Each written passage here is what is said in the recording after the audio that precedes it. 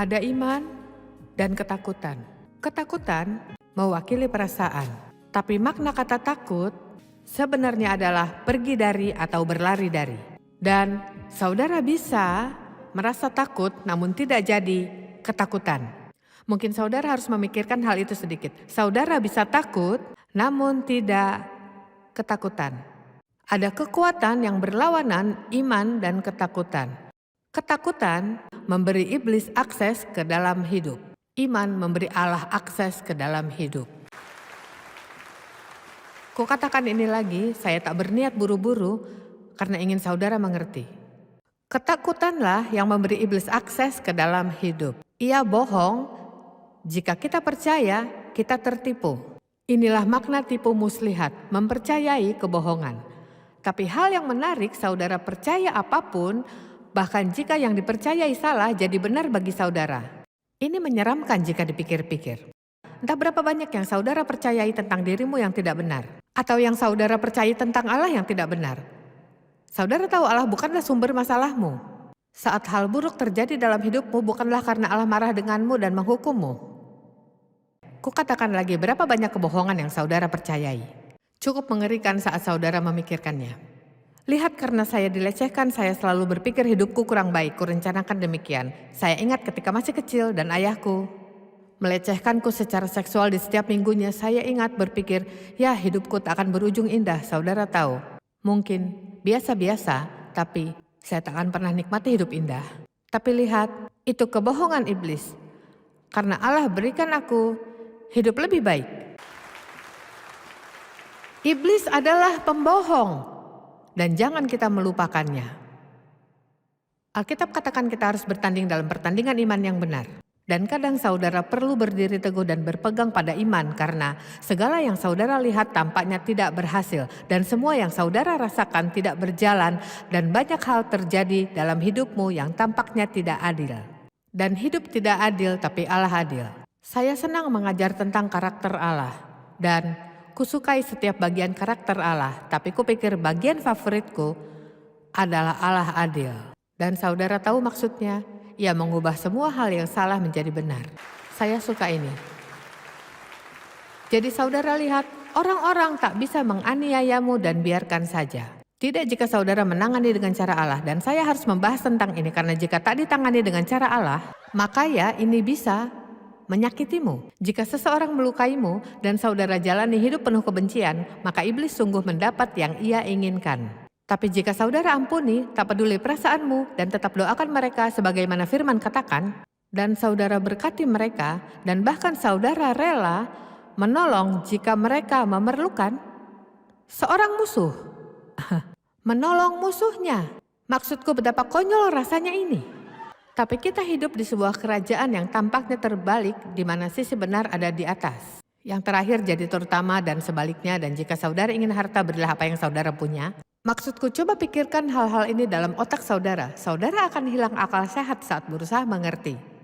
Akhirnya saudara akan mengatakan, baiklah aku tak akan mencoba memahaminya lagi. Tuhan aku percaya saja, katakan aku percaya. Titik. Amin. Dan saya menyukai fakta bahwa Allah adil. Saya melihatnya mengambil begitu banyak hal di hidupku yang tidak adil dan mengubahnya jadi indah.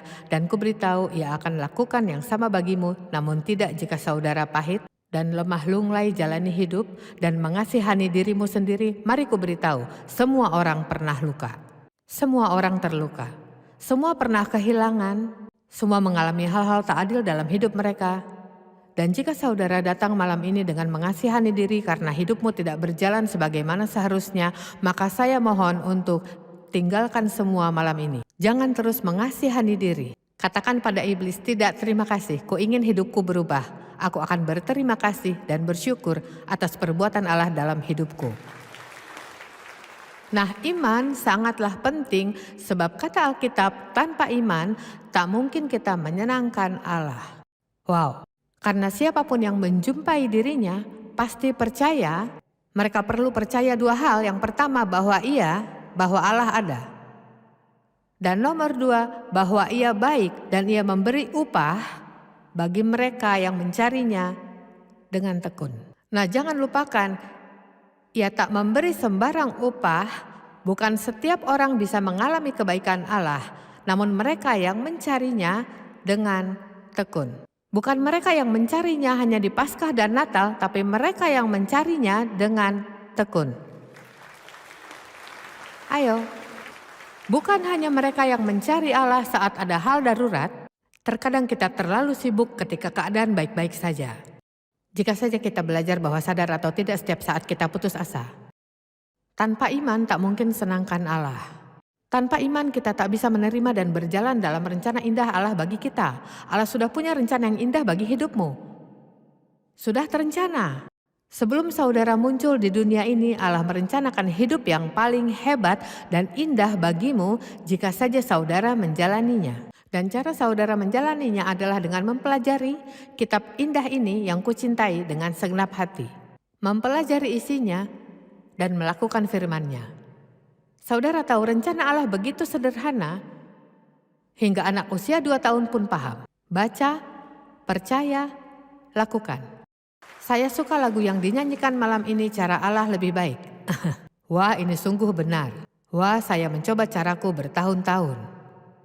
Berapa banyak yang mencoba cara sendiri sekian lama, beberapa saudara pun masih. Tahukah, cara saudara tak akan berhasil dan Allah tak akan mengubah rencananya dan Ia tak akan mengasihani saudara. Oh ayo, kita mencoba agar Allah mengasihani kita. Ya Tuhan, aku tak bisa menanggung hal ini lagi. Tuhan, aku mau menyerah. Tidakkah saudara suka firman? Maksudku, saya sungguh menyukai firman. Saudara tahu Alkitab meminta kita merenungkan firman Allah. Di Yosua dikatakan, renungkanlah itu siang dan malam, supaya engkau bertindak hati-hati sesuai dengan segala yang tertulis di dalamnya, sebab dengan demikian perjalananmu akan berhasil dan engkau akan beruntung. Merenungkan firman layaknya mengunyahnya, seperti saudara tahu jika tidak mengunyah makananmu, jika menelannya bulat-bulat, saudara tidak mendapatkan nutrisinya. Tapi semakin saudara kunyah dengan baik, saudara bukan hanya mendapat rasa tapi mendapatkan nutrisi dan vitamin. Habiskanlah waktu memikirkan firman, merenungkan firman, membolak-balikannya terus dalam pikiran. Pikirkanlah firman Tuhan, bolak-balikan ayat berkali-kali dalam pikiran. Oh, ada banyak hal dalammu yang tak bisa saudara bayangkan. Di Yohanes 6 ayat 28-29, para murid menanya Yesus, dan ini pertanyaan yang kita sering tanyakan, apa yang perlu dilakukan untuk senangkan Allah? Apa yang perlu dilakukan untuk melakukan kehendak Allah? Dan kata Yesus, ini hal yang Allah ingin darimu, bahwa saudara percaya pada Ia yang Allah utus. Bukan perbuatan kita yang Allah cari, Ia ingin kita percaya padanya. Dan jika kita percaya, kita akan lakukan hal-hal baik. Tapi disinilah saat agama mengacaukannya. Saudara tidak berbuat baik untuk dikasihi Allah. Saudara terima kasih-Nya sebagai anugerah, lalu saudara ingin berbuat baik karena mengasihinya dan Ia mengasihimu. Karena jika motivasi kita salah, maka kita tidak terima upah yang Allah karuniakan. Tak lebih penting apa yang kita lakukan dibanding mengapa kita melakukannya. Amin. Berdasarkan kasih karunia, aku berkata kepada setiap orang, Roma 12 ayat 3. Janganlah memikirkan hal-hal yang lebih tinggi daripada yang patut kamu pikirkan, tetapi hendaklah kamu berpikir begitu rupa, menurut ukuran iman yang dikaruniakan Allah kepada kamu. Jadi yang Ia katakan di sini, apapun yang saudara bisa, jika bisa lakukan hal baik, jika punya talenta atau karunia, jangan pernah pikir ini membuatmu lebih baik, karena satu-satunya alasan saudara bisa adalah karena Allah memberimu iman untuk lakukan. Mari ku beritahu, kerendahan hati adalah nilai yang tersulit didapatkan dan yang terpenting untuk dikembangkan. Untuk tidak berpikir dirimu lebih baik dari orang lain. Untuk tidak pandang rendah sesama, untuk tidak menghakimi sesama dengan kritis, untuk tidak memandang sesama dan berpikir saya tak akan lakukan itu. Ya, itulah saat di mana Allah akan biarkan saudara jatuh. Ya, kita diberi iman yang cukup untuk lakukan apapun yang Allah inginkan. Percayakah saudara bahwa saudara punya kini iman yang cukup untuk lakukan semua yang Allah ingin? Jadi, bagiku langkah seperti pilihan. Kita harus selalu memilih, akankah aku berjalan dalam iman atau berjalan ketakutan? Akankah aku berjalan dalam iman atau berdasarkan perasaan?